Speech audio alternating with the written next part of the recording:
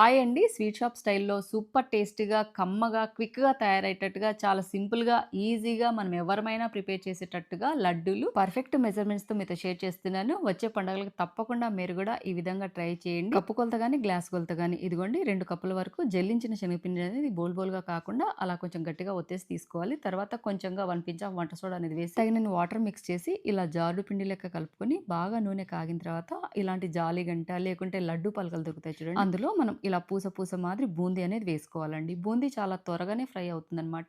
1 minute కూడా time పట్టదు.